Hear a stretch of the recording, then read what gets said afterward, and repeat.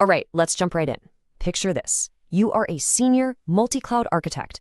Your whole business runs on this complex web you've built, spanning AWS, Azure, and GCP. Now, everything's connected, sure, but there's a huge problem hiding in plain sight. So today, we're going to architect the performance agreements that give you and your business true control over that environment. So let me ask you this right off the bat. Is your multi-cloud network basically a black box?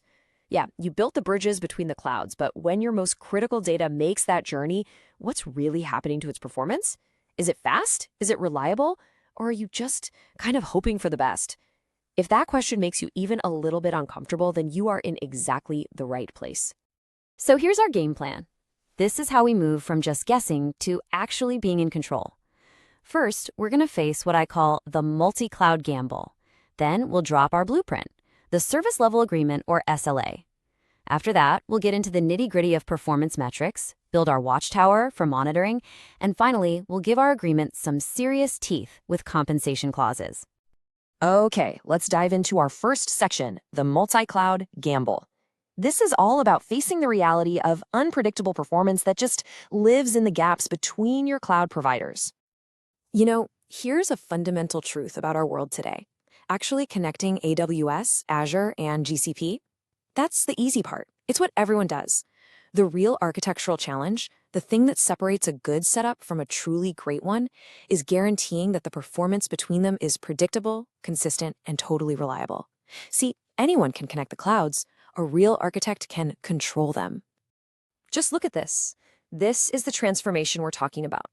Before you have a real SLA, your network is just best effort. It's unpredictable, and when things go wrong, there's no real accountability. But after the SLA, performance is guaranteed. It's measurable, and you better believe there's clear accountability. It's a move from chaos to control. So, how do we make that leap? How do we get that control? Well, we do it with our blueprint, the SLA. This is the main tool we're going to use to take charge with a service level agreement. So let's get on the same page. What is an SLA really? At its core, it's a formal commitment.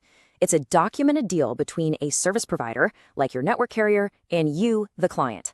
And its entire reason for existing is to define in crystal clear terms the exact level of service you should expect. No ambiguity.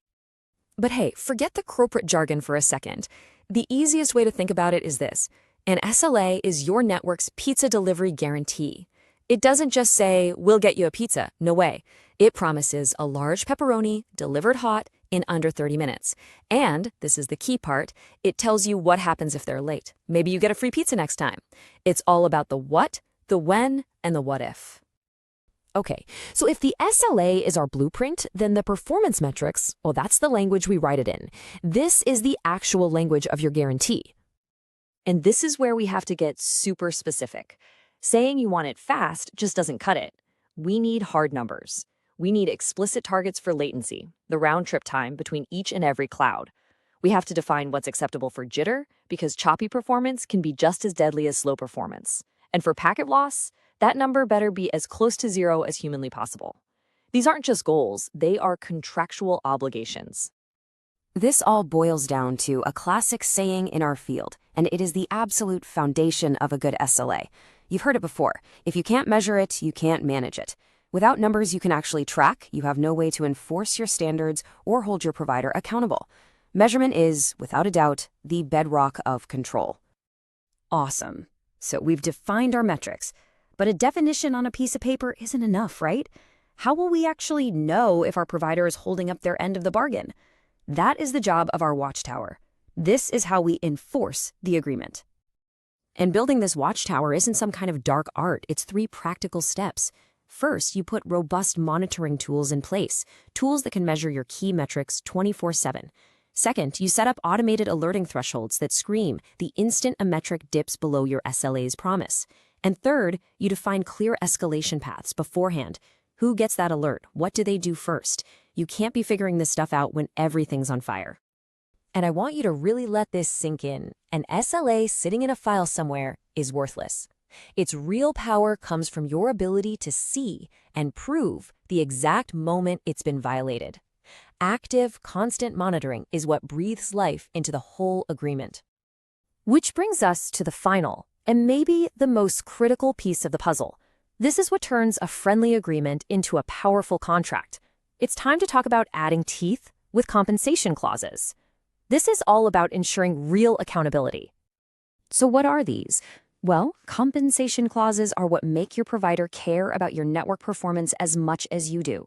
They define the penalties, usually in the form of service credits that go right back to your business. This creates a direct financial reason for them to keep performance high, and most importantly, it establishes undeniable, unavoidable accountability.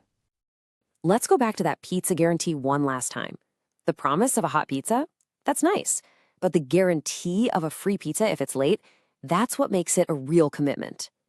Compensation clauses are that guarantee for your network. This is the step that takes your SLA from a simple promise to a binding, enforceable contract. So as the architects, I'll leave you with this one simple question. You've done the hard work to get your network connected, but is its performance guaranteed? If the answer is no, or even, I'm not sure, then you now have the blueprint. It's time to stop gambling with your multi-cloud performance and start architecting for certainty.